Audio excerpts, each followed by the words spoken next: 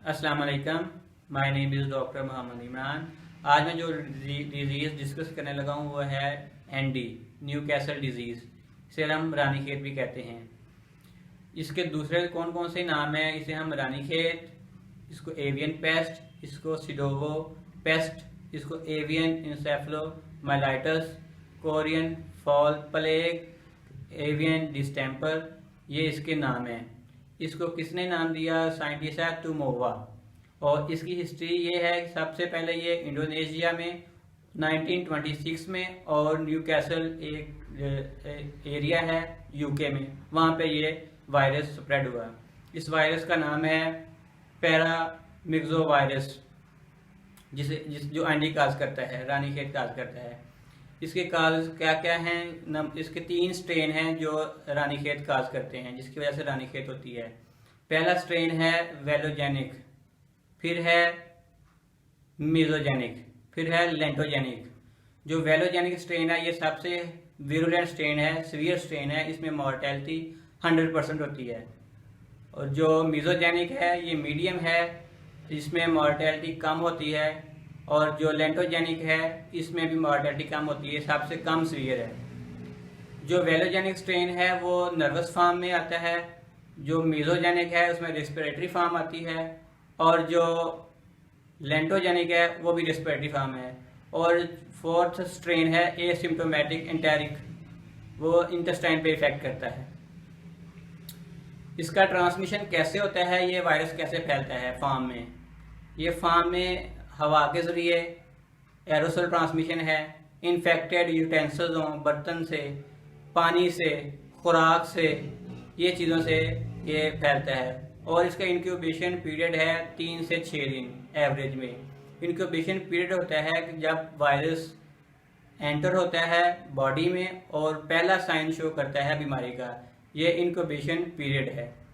इसके अलावा ये कौन कौन सी बीमारी काज करता है जो जिसकी वजह से ये होता है? इसके क्लिनिकल साइन ये हैं। क्लिनिकल साइन में ये 3 से 5 दिन में परिंदे की डेथ हो जाती है। रिस्पायरेशन, सांस मुश्किल हो जाता है, सांस बहुत मुश्किल से निकलता है, डायरिया लग जाता है, मोशन आ जाते हैं, और ग्रीन कलर का हो जाता है। और सबसे अहम साइन है टार्टिकुलस। एक टर्म है टार्टिकुलस, जिसमें परिंदा अपनी गर्दन एक तरफ को टर्न कर लेता है, ये इसका साइन है। और इसमें रिस्पायरेटरी प्रॉब्लम भी आती है, इसमें डाइजेस्टिव प्रॉब्लम भी आती है, और इसमें नर्वस प्रॉब्लम भी आती है। इसमें डायग्नोसिस कैसे किया जाता है? डायग्नोसिस के लिए हम सैंपल लेते हैं कोलाइकल स्वैब से। कोलाइकल स्वैब वेंट से हम सैंपल लेते हैं जहाँ से मोशन आते हैं। वहाँ से ट्रैकिया से, सांस वाली नाली से सैंपल लेते हैं। वहाँ से हम लैब में लेके इसको एलाइजा, PCR, ये टेस्ट किए जाते हैं। इससे वायरस को आइसोलेशन करते हैं और आइडेंटिफाई करते हैं। अगर जो परिंदा डेड है उसका पोस्टमार्टम किया जाए, कौन कौन से लीजन्स मिलेंगे? हम ट्रैकिया चेक करेंगे, वो स्वेल होगी। हम इंटेस्टाइन चेक करेंगे, वो भी इसमें हेमोरेजेस होंगे। सबसे अहम साइन है प्रोवेंट्रिकुलस, उसमें हेमोरेजेस पाए जाएंगे। ये सारी अलामतें उसमें पोस्टमार्टम में आपको मिलेंगी। ट्रीटमेंट ये है, इसका ट्रीटमेंट सेकेंडरी इन्फेक्शन को कंट्रोल करने के लिए है, अदरवाइज इसका कोई ट्रीटमेंट नहीं है। इसको सेकेंडरी इन्फेक्शन को कंट्रोल करने के लिए ब्रॉड स्पेक्ट्रम या कम्बिनेशन ऑफ एंटीबायोटिक यूज़ किया जाता है, साथ में एंटी माइक्रोबियल यूज़ किए जाते हैं। तो ये रिकवर हो जाते हैं 3 दिन में। और ये जब बीमारी फ्लाक में, फार्म में आ जाती है, तो ये कम से कम 50% एग प्रोडक्शन ड्रॉप कर देती हैं। और जो एग ले करती है फिर मुर्गी बीमारी में या फार्म में जब बीमारी आ जाती है, तो जो एग दिए जाते हैं मुर्गी से, वो उनका जो खोल होता है, जो शेल होता है, वो बहुत बारीक होता है, या फिर बगैर शेल के या बगैर खोल के वो अंडे देती हैं।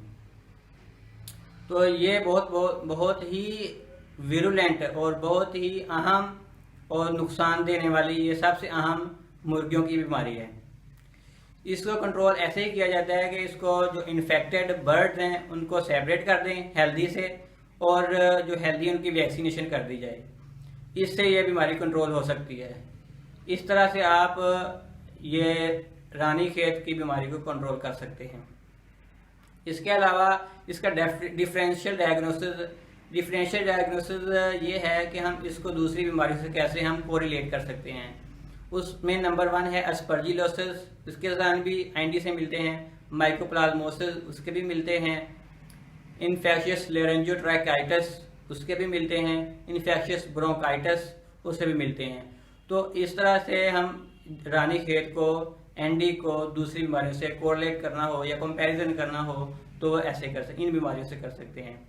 ये वीडियो कमेंट में सेक्शन में एक सब्सक्राइबर ने कमेंट किया था, तो उसके लिए बनाई गई है, उनकी फरमाइश पर बनाई गई है। Thank you so much.